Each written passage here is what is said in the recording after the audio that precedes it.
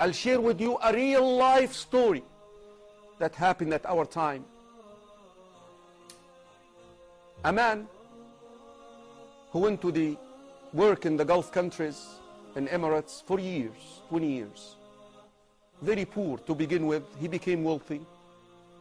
His father was a very righteous man. He used to be the imam. This is a real life story, it's not a sci-fi. So the man, after accumulating all his wealth, he sent to his father, "My father, I want to get married. A lot of the years passed by without getting married. Now it's the time.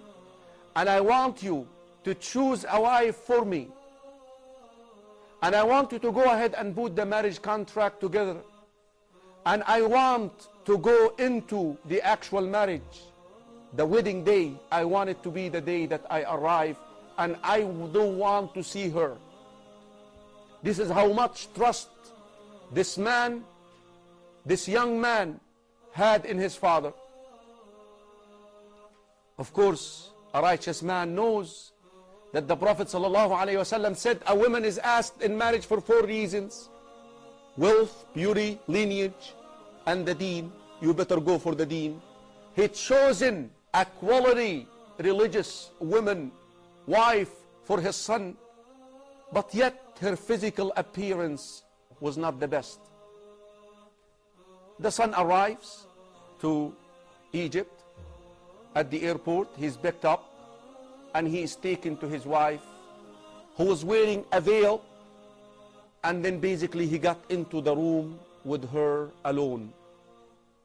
As soon as she unveiled herself, he became shocked. He became shocked. This is the wife that my father chose for me? She's not beautiful. She's not beautiful. He became so depressed. Here I am coming after all these years, so excited, so excited. He became so depressed. So he slept. Towards the last third of the night, the wife, who understood the reaction of the husband, she tried to wake him up. He refused. She tried again. He refused. And then she sprinkled water on him to wake him up. So he waked up, and she spoke to him and she said, "I know how much disappointed you are. And I understand I'm not beautiful. But you know what? I wished to get married for one reason. I wanted to implement the hadith of the Prophet ﷺ when he said, رحم الله رجلا, may Allah have mercy on a man who wakes up to pray at night, and then he would wake up his wife, and if she does not wake up, نضح عليها الماء, he would sprinkle water on her to wake up. And this is the segment that she wanted to implement.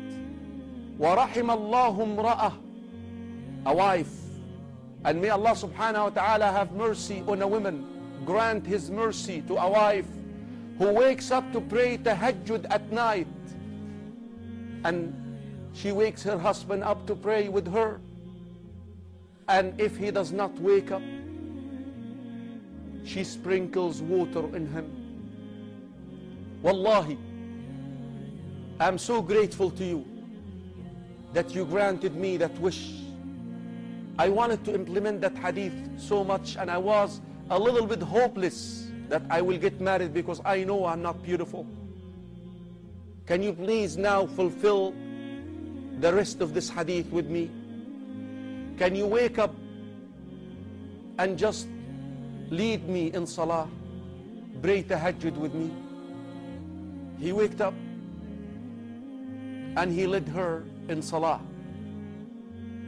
Brothers and sisters in Islam, this man swears by Allah that as soon as he ended his tahajjud leading her in salah, I looked at her as if I'm looking at the most beautiful woman in this world.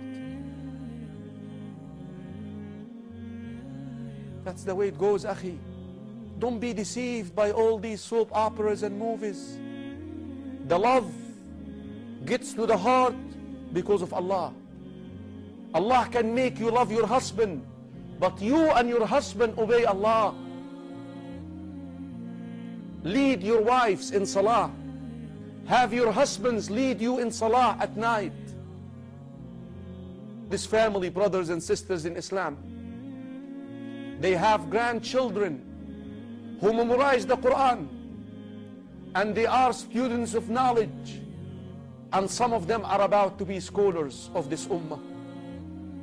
Brothers and sisters in Islam, don't compromise nor test the commands of Allah.